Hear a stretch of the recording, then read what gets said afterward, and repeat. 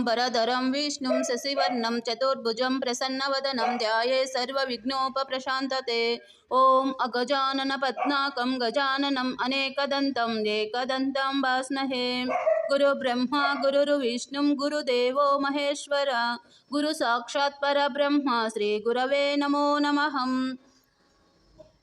गणपति पूजा विधानमु। श्री गणाधिपतिये नमः ध्यायामि ध्यानं समर्पयामि। श्री गणाधिपतिये नमः आवाहयामि आवाहनं समर्पयामि। श्री गणाधिपतिये नमः रत्नसिंहासनं समर्पयामि। श्री गणाधिपतिये नमः पाद्यं समर्पयामि। श्री गणाधिपतिये नमः हस्ते हर्तं समर्पयामि। श्री गणाधिपतिये नमः आजमानं समर्पयामि। श्री गणाधिपतिये नमः पंचामृत स्नानं समर्पयामि। श्री गणाधिपतिये नमः शुद्धोदक स्नानं समर्पयामि। श्री गणाधिपतिये नमः नूतन वस्त्रं समर्पयामि। श्री गणाधिपतिये नमः यज्ञोपवीतं समर्पयामि। श्री गणाधिपतिये नमः गंधं समर्पयामि। श्री गणाधिपतिये नमः पुष्पं समर्पयामि।